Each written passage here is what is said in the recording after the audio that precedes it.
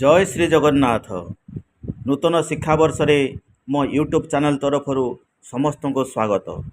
ଆଜି ଆମେ ସପ୍ତମ ଶ୍ରେଣୀର ସାହିତ୍ୟ ସୁମନ ପୁସ୍ତକର ପ୍ରଥମ ପାଠ କଳା ମାଣିକରେ କବିତାର ପ୍ରଶ୍ନ ଓ ଉତ୍ତର ଉପରେ ଆଲୋଚନା କରିବା।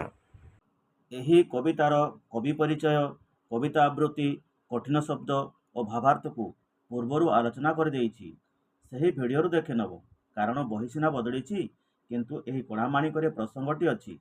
କବିତାର ପଦଗୁଡ଼ିକ ସବୁ ସମାନ ଅଛି, କିନ୍ତୁ ପ୍ରଶ୍ନ ଓ ଉତ୍ତର ଅଲଗା କରାଯାଇଛି।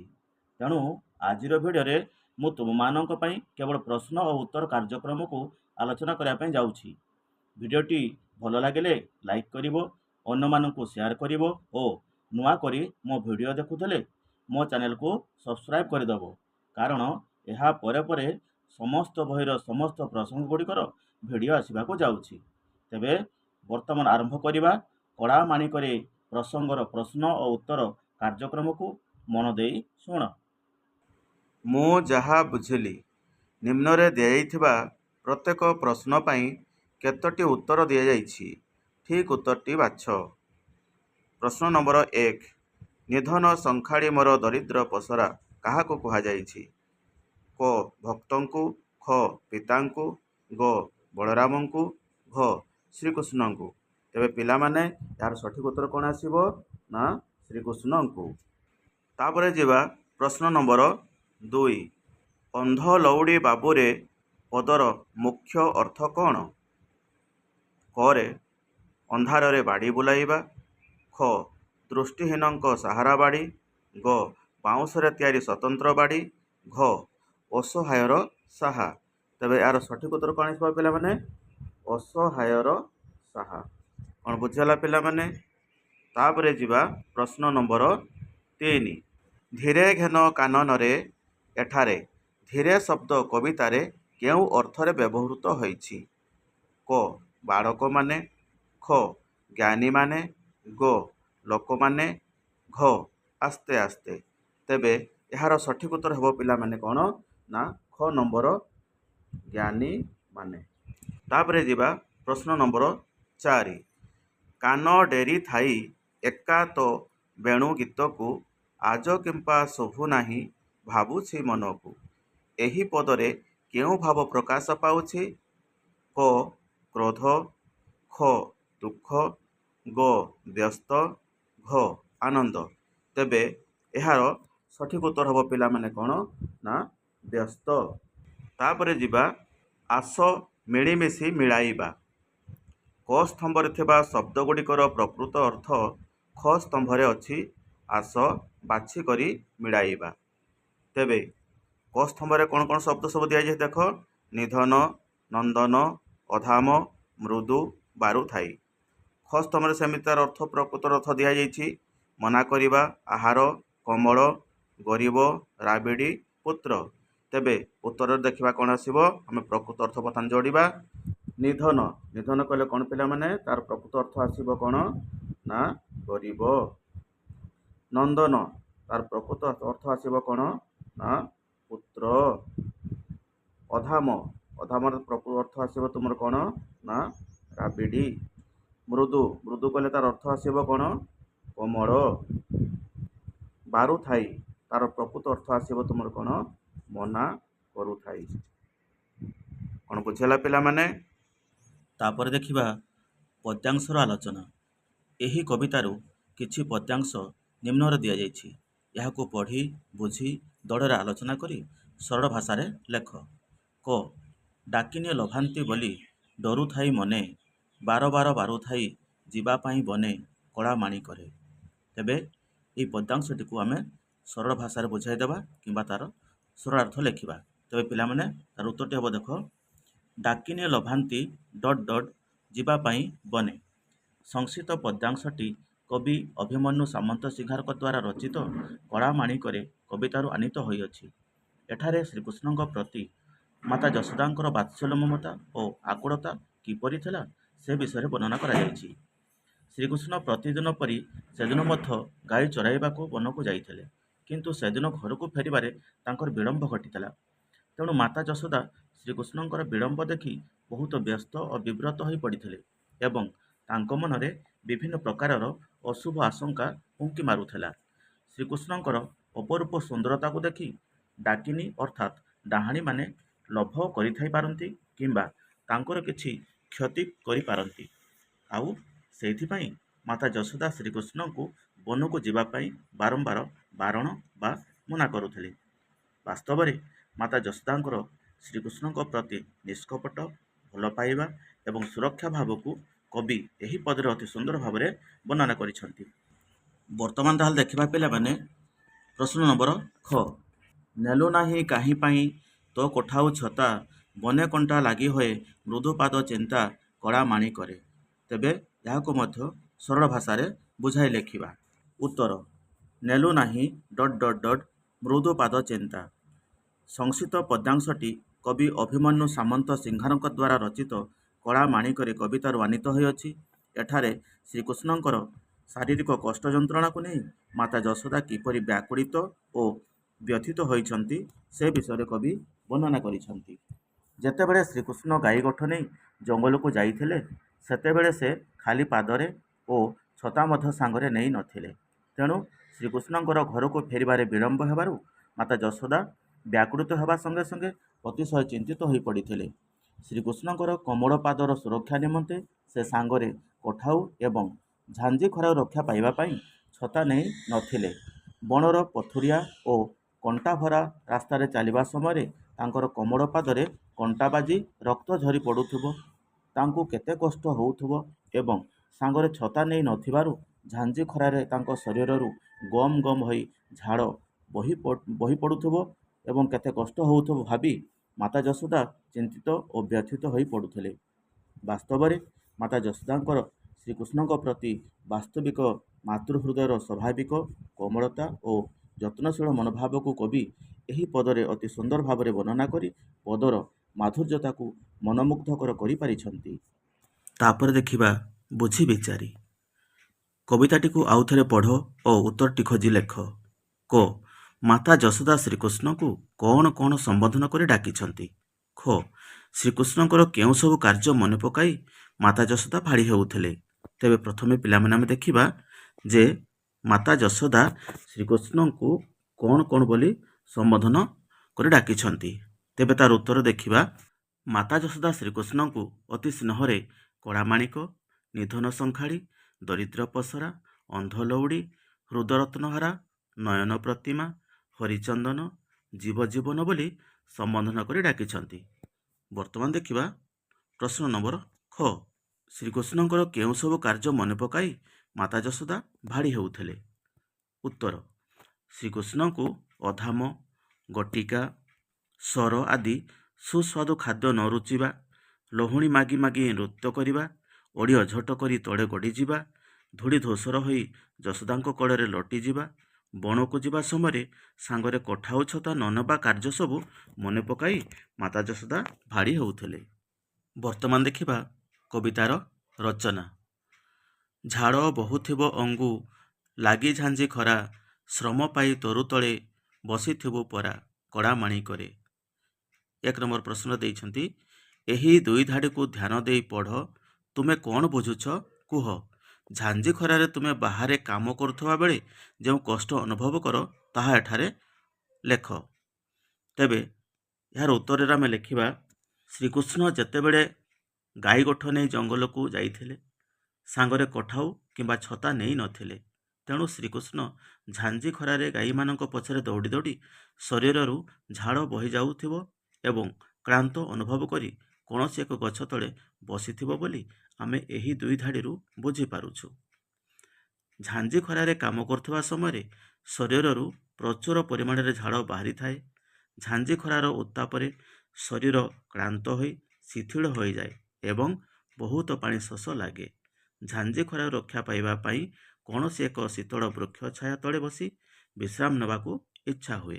ବର୍ତ୍ତମାନ ଦେଖିବା ପ୍ରଶ୍ନ ନମ୍ବର 2।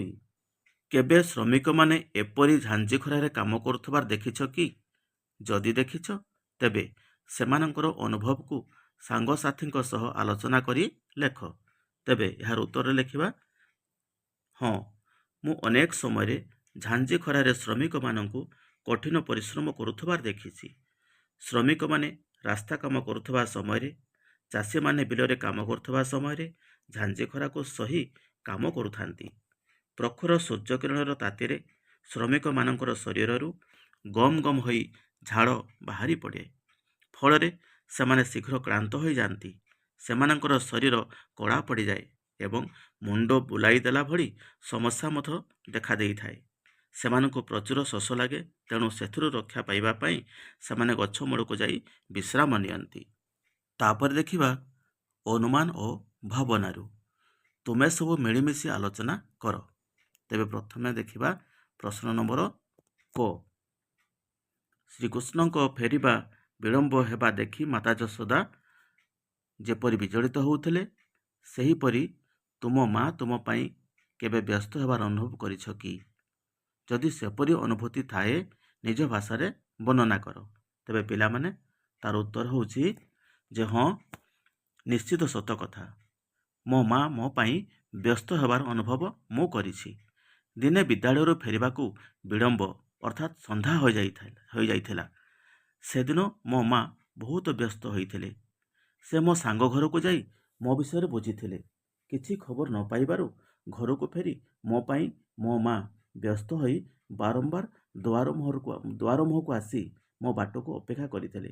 ପୁଣି ଆମ ପ୍ରଧାନ ଶିକ୍ଷକଙ୍କୁ ମଧ୍ୟ ଫୋନ୍ କରିଥିଲେ। ତାପରେ ଦେଖିବା ପ୍ରଶ୍ନ ନମ୍ବର ଖ।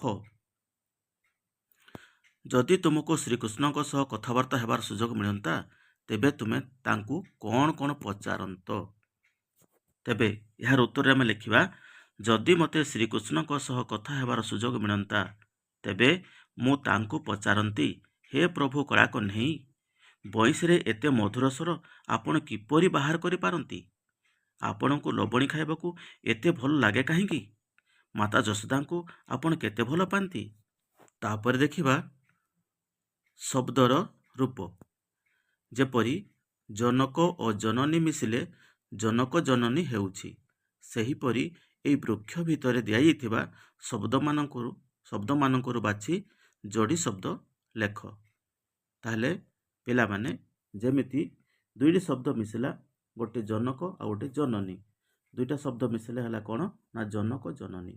ଠିକ୍ ସେହିପରି ଆମେ ଏହି ବୃକ୍ଷ ଚିତ୍ର ଯେଉଁ ଦେଇଛି, ସେହି ଭିତରେ କିଛି ଶବ୍ଦ ଦେଇଛି, ତାକୁ ଆମେ ଯୋଡ଼ିବା। କାହା ସହିତ କିଏ କ'ଣ ମିଶୁଛି, ତାପରେ ଆମେ ତାକୁ ଯୋଡ଼ି ଶବ୍ଦ ତିଆରି କରିବା। ଦେଖ, ତା ଉତ୍ତରରେ ମୁଁ ଲେଖିଦେଇଛି ପିଲାମାନେ, ମାତା ପିତା, ଭଲ ମନ୍ଦ, ଫଳ ଫୁଲ, ହସ କାନ୍ଦ, ଟଙ୍କା ପଇସା, ଗଛ ଲତା, ଦିନ ରାତି। ତାପରେ ଦେଖିବା ଶବ୍ଦ ସହ ଶବ୍ଦର ସମ୍ପର୍କ। ଶ୍ରୀକୃଷ୍ଣଙ୍କ ସହିତ ସମ୍ପର୍କ ଥିବା ଶବ୍ଦ ଗୁଡ଼ିକୁ ମନେ ପକାଇ ଯୋଡ଼। ତେବେ ପିଲାମାନେ ଆମେ ଯେତେବେଳେ କବିତା ପାଠ କରିଛୁ, ସେତେବେଳେ ତ ଆମେ ନିହାତି ଶବ୍ଦ ଗୁଡ଼ାକ ଜାଣିଛୁ। ତେବେ ସେହି ଶବ୍ଦ ଗୁଡ଼ାକ ମନେ ପକାଇବା ଏବଂ ଶ୍ରୀକୃଷ୍ଣଙ୍କ ସହିତ କ'ଣ କ'ଣ ସମ୍ପର୍କ ରହିଛି, ସେ ଶବ୍ଦ ଗୁଡ଼ିକ ମନେ ପକାଇ ଆମେ ଲେଖିବା। ତେବେ ତାର ଉତ୍ତର କ'ଣ ହେବ ପିଲାମାନେ? ଦେଖ, ସର, ଲବଣୀ, ଅଧାମ, ଛତା, ଗଟିକା, କଠାଉ। ତାପରେ ଦେଖିବା ପଦ୍ୟାଂଶ ମିଳନ। ନିମ୍ନରେ କ ସ୍ତମ୍ଭ ଓ ଖ ସ୍ତମ୍ଭରେ ପଦ୍ୟର କେତେକ ଧାଡ଼ି ଦିଆଯାଇଛି। ଯେଉଁ ଧାଡ଼ି ସହ ଯାହାର ସମ୍ପର୍କ ଅଛି, ତାହାକୁ ଗାର ଟାଣି ମିଳାଅ। ତେବେ କ ସ୍ତମ୍ଭରେ କ'ଣ ଦେଇଛି ଦେଖିବା ପିଲାମାନେ, ନେଲୁ ନାହିଁ କାହିଁ ପାଇଁ ତୋ କଠାଉ ଛତା, ବୃଦ୍ଧ କାଳେ ତୁ ମୋହର ଏକଇ ନନ୍ଦନ, ଡରୁଥାଉ ଅନ୍ଧାରକୁ ରଖିଯାଉ ଗୋରୁ, ନିଧନ ସଂଖାଳି ମୋର ଦରିଦ୍ର ପସରା, ନିଶାଚର ମାତିବାର ଶୁଭୁଛି ଶ୍ରୁତି କି। ଖ ସ୍ତମ୍ଭରେ ଦେଇଛି, ଅନ୍ଧ ଲଉଡ଼ି ବାବୁରେ ହୃଦରତ୍ନ ହାରା, ମୁଁ ଡଙ୍କୁଣି ଛାଡ଼ିଦେଲି ବନକୁ କାହିଁକି, ବନେ କଣ୍ଟା ଲାଗି ହୋଏ ମୃଦୁପାଦ ଚିନ୍ତା, ହୃଦତାପ ବିନାଶନେ ତୁ ହରିଚନ୍ଦନ, ଜନକ ଜନନୀ ସୁଖ କାହିଁ ପାଇ ସାରୁ। ତେବେ ତାର ଉତ୍ତର ଆମେ ବର୍ତ୍ତମାନ ଲେଖିବା ପିଲାମାନେ କ'ଣ? ଦେଖ, ନେଲୁ ନାହିଁ କାହିଁ ପାଇଁ ତୋ କଠାଉ ଛତା, ବନେ କଣ୍ଟା ଲାଗି ହୋଏ ମୃଦୁପାଦ ଚିନ୍ତା। ତାକୁ ବର୍ତ୍ତମାନ ଆମେ କ'ଣ କରିବା ନା ଗାର ଟାଣି ଯୋଡ଼ିବା। ଦ୍ୱିତୀୟ, ବୃଦ୍ଧ କାଳେ ତୁ ମୋହର ଏକଇ ନନ୍ଦନ, ହୃଦତାପ ବିନାଶନେ ତୁ ହରିଚନ୍ଦନ, ହୃଦତାପ ବିନାଶନେ ତୁ ହରିଚନ୍ଦନ, ଡରୁଥାଉ ଅନ୍ଧାରକୁ ରଖିଯାଉ ଗୋରୁ। ଏଟା କୋଉଟା ହବ? ଜନକ ଜନନୀ ସୁଖ କାହିଁ ପାଇଁ ସାରୁ। ତାପରେ ନିଧନ ସଂଖାଳି ମୋର ଦରିଦ୍ର ପସରା ଅନ୍ଧ ଲଉଡ଼ି ବାବୁରେ ରୋଦନତନ ହାରା। ଏଇଟା ଏହା ସହିତ ଯୋଡ଼ିବା। ନିଶାଚର ମାତିବାର ଶୁଭୁଛି ଶ୍ରୁତି କି ମୁଁ ଡଙ୍କୁଣି ଛାଡ଼ିଦେଲି ବନକୁ କାହିଁକି। ତାହେଲେ ଏଇଟା ଏ ପଦ ସହିତ ଆମେ ତାକୁ ଗାର ଟାଣି ଯୋଡ଼ିବା। କ'ଣ ବୁଝିଲା ପିଲାମାନେ? ତାପରେ ଦେଖିବା କବିତାର ସୌନ୍ଦର୍ଯ୍ୟ। ଯେପରି ବାତ୍ସଲ୍ୟ ସହ ମମତା ଶବ୍ଦ ଯୋଡ଼ି ହୋଇଛି, ସେହିପରି ପଦ୍ୟ ମଧ୍ୟରେ ଆଉ କିଛି ଶବ୍ଦ ଯୋଡ଼ି ରହିଛି, ତାକୁ ବାଛି ଲେଖ। ଯେମିତି ଥିଲା ବାତ୍ସଲ୍ୟ ସହ ମମତା ମିଶିଲେ କ'ଣ ହେଲା ନା ବାତ୍ସଲ୍ୟ ମମତା। ତେଣୁ କବିତାରେ ଏହି ପ୍ରକାର ଶବ୍ଦ ଯୋଡ଼ି ଶବ୍ଦ ଆମେ ଜାଣିଛୁ। ତେଣୁ ତାକୁ ତାର ଉତ୍ତର ଆମେ ଲେଖିବା। ଦେଖ ପିଲାମାନେ, ଉତ୍ତର ହେଉଛି ବାତ୍ସଲ୍ୟ ମମତା, ନିଧନ ସଂଖାଳି, ଦରିଦ୍ର ପସରା, ଅନ୍ଧ ଲଉଡ଼ି, ଜୀବ ଜୀବନ, ନୟନ ପ୍ରତିମା, ଜନକ ଜନନୀ, କଳା ମାଣିକ ଇତ୍ୟାଦି। ତାପରେ ଦେଖିବା ରୂପ ବଦଳାଇ ଲେଖ। ଏହି ପାଠରୁ କୌଣସି ଗୋଟିଏ ପଦକୁ ନେଇ ଅନୁଚ୍ଛେଦଟିଏ ଲେଖ। କ'ଣ ଦେଇଛି ଦେଖିବା। ଡରୁଥାଉ ଅନ୍ଧାରକୁ ରଖିଯାଉ ଗୋରୁ, କିମ୍ବା ଆଜ କିମ୍ପା ଶୋଭୁ ନାହିଁ ଭାବୁଛି ମନକୁ। ତେବେ ପିଲାମାନେ ଏ ଦୁଇଟା ମଧ୍ୟରୁ ଆମକୁ ଗୋଟିଏ ଲେଖିବା ପାଇଁ ପଡ଼ିବ। ତେବେ ମୁଁ ତୁମ ପାଇଁ ଦ୍ୱିତୀୟ ପଦଟି ମୁଁ ଲେଖିଦେଉଛି। ଆଜ କିମ୍ପା ଶୋଭୁ ନାହିଁ ଭାବୁଛି ମନକୁ। ଏହାର ଉତ୍ତର କ'ଣ ଲେଖିବା ଦେଖ ପିଲାମାନେ। ଶ୍ରୀକୃଷ୍ଣ ଯେତେବେଳେ ଗାଈ ଗୋଠକୁ ନେଇ ଘରକୁ ଫେରନ୍ତି, ସେତେବେଳେ ଶ୍ରୀକୃଷ୍ଣଙ୍କର ବଂଶୀସ୍ୱନ ମାତା ଯଶୋଦା ଶୁଣି ପାରୁଥାନ୍ତି। କିନ୍ତୁ ସେଦିନ ତାଙ୍କର ବଂଶୀସ୍ୱନ ମାତା ଯଶୋଦାଙ୍କର କାନରେ ବାଜୁ ନଥିବାରୁ ଚିନ୍ତାରେ ପଡ଼ିଯାଇଛନ୍ତି। ତାଙ୍କ ମନରେ ବିଭିନ୍ନ ପ୍ରକାର ଆଶଙ୍କା ସୃଷ୍ଟି ହୋଇଛି। ଜଙ୍ଗଲ ମଧ୍ୟରେ କାଳେ ଶ୍ରୀକୃଷ୍ଣଙ୍କର କିଛି ବିପଦ ପଡ଼ିଥିବ ଭାବି ମାତା ଯଶୋଦାଙ୍କର ପ୍ରାଣ କାନ୍ଦି ଉଠିଛି। ତାପରେ ଦେଖିବା ରୂଢ଼ି। ଆସ କିଛି ରୂଢ଼ିର ବ୍ୟବହାର କରିବା। ଅନ୍ଧ ଲଉଡ଼ି ବାବୁରେ ହୃଦରତ୍ନ ହାରା। ଏଠାରେ ଅନ୍ଧ ଲଉଡ଼ି ଏକ ରୂଢ଼ି, ଯାହାର ଅର୍ଥ ଅସହାୟର ସାହା। କୌଣସି ଶବ୍ଦ ନିଜର ଅର୍ଥକୁ ଛାଡ଼ି ଅନ୍ୟ ଶବ୍ଦ ସହିତ ମିଶି ସ୍ୱତନ୍ତ୍ର ଅର୍ଥ ପ୍ରକାଶ କଲେ ତାକୁ ଆମେ ରୂଢ଼ି କହିଥାଉ। ଏହା ବାକ୍ୟରେ ବା କବିତାରେ ବ୍ୟବହାର ହେଲେ ଖୁବ୍ ସୁନ୍ଦର ଲାଗେ। ନିମ୍ନରେ ଆଖି ଶବ୍ଦ ସହିତ ଯୋଡ଼ି ହୋଇଥିବା କିଛି ରୂଢ଼ି ଦିଆଗଲା। ନିଜର ପରିବାର ସଦସ୍ୟ, ସାଙ୍ଗସାଥି, ଶିକ୍ଷକ ବା ଶିକ୍ଷୟିତ୍ରୀ, ପାଠାଗାର କିମ୍ବା ପ୍ରଯୁକ୍ତିବିଦ୍ୟାର ସହାୟତା ନେଇ ଏଗୁଡ଼ିକର ଅର୍ଥ ବୁଝି ବାକ୍ୟରେ ବ୍ୟବହାର କର। ତାହେଲେ ପିଲାମାନେ ବୁଝିପାରିଲ। ଅନ୍ଧ ଲଉଡ଼ି ବାବୁରେ ହୃଦରତ୍ନ ହାରା। ଏଠାରେ ଅନ୍ଧ ଲଉଡ଼ି ଏକ ରୂଢ଼ି, ଯାହାର ଅର୍ଥ ହେଉଛି ଅସହାୟର ସାହା। ତେବେ ରୂଢ଼ି କାହାକୁ କହିବା ଆମେ ନା କୌଣସି ଶବ୍ଦ ନିଜର ଅର୍ଥକୁ ଛାଡ଼ି ଅନ୍ୟ ଶବ୍ଦ ସହିତ ମିଶି ସ୍ୱତନ୍ତ୍ର ଅର୍ଥ ପ୍ରକାଶ କଲେ ତାକୁ ଆମେ ରୂଢ଼ି ବୋଲି କହିବା। ତେବେ ତଳେ କିଛି ଶବ୍ଦ ଦିଆଯାଇଛି, ଯାହାକି ଆଖି ଶବ୍ଦ ସହିତ ଯୋଡ଼ିବା ଏବଂ ଆମେ କିଛି ରୂଢ଼ି ତିଆରି କରିବା। ଦେଖ କ'ଣ ଦେଇଛି। ପ୍ରଥମେ କ'ଣ ଦେଇଛି? ଆଖି ରଖିବା। ଏହାର ଉତ୍ତର କ'ଣ ଲେଖିବା? ଆଖି ରଖିବା। ତାର ଅର୍ଥ ହେଉଛି କ'ଣ? ଲକ୍ଷ୍ୟ ରଖିବା। ଜାତୀୟ ସ୍ୱାର୍ଥକୁ ସର୍ବଦା ଆଖିରେ ରଖିବା ଉଚିତ। ଜାତୀୟ ସ୍ୱାର୍ଥକୁ ସର୍ବଦା ଆଖିରେ ରଖିବା ଉଚିତ। ଆମେ ଏହି ପ୍ରକାର ବାକ୍ୟ ଗଠନ କରିବା। ତାପରେ ଦ୍ୱିତୀୟ ଦେଲା କ'ଣ?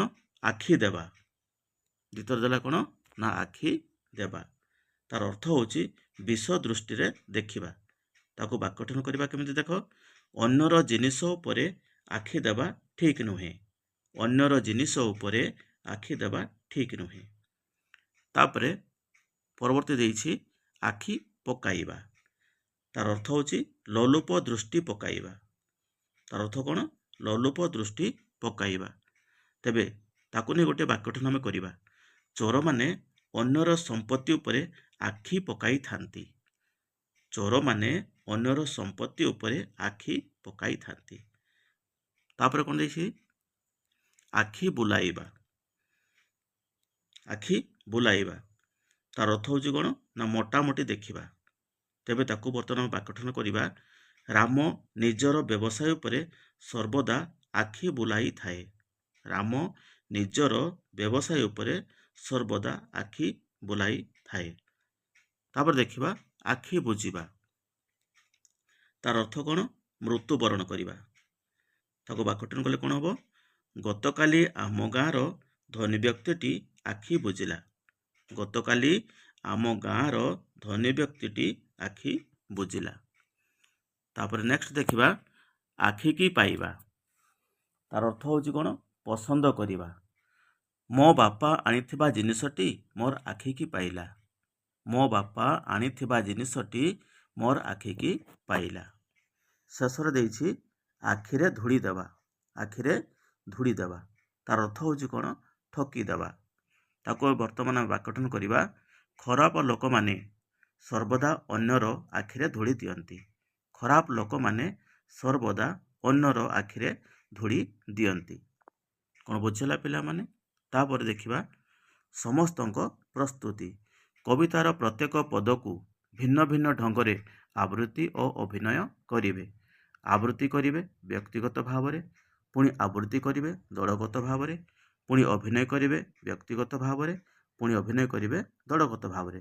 ତାହେଲେ ପିଲାମାନେ ଏଇଟା ତୁମେ କେତେବେଳେ କରିବ? ଯେତେବେଳେ ତୁମର କ୍ଲାସରେ ପାଠ ପଢ଼ା ହେବ ସେତେବେଳେ ତୁମେ ବ୍ୟକ୍ତିଗତ ଭାବରେ ଗୀତଟି ଆବୃତ୍ତି କରିବ, ଦଳଗତ ଭାବରେ ଗୀତଟି ଆବୃତ୍ତି କରିବ ଏବଂ ଅଭିନୟ ମଧ୍ୟ ତୁମେ ବ୍ୟକ୍ତିଗତ ଭାବରେ କରିବ ଏବଂ ଅଭିନୟ ମଧ୍ୟ ତୁମେ ପୁଣି ଥରେ ଦଳଗତ ଭାବରେ କରିବ। କ'ଣ ବୁଝିଲା ପିଲାମାନେ? ପିଲାମାନେ ଆଜିର ପ୍ରଶ୍ନ ଉତ୍ତର କାର୍ଯ୍ୟକ୍ରମଟି ଏଇଠି ଶେଷ ହୋଇଯାଇଛି। ତେବେ ଆଜି ପାଇଁ ରହୁଛି। ଜୟ ହିନ୍ଦ, ଜୟ ଭାରତ, ଜୟ ଶିକ୍ଷା।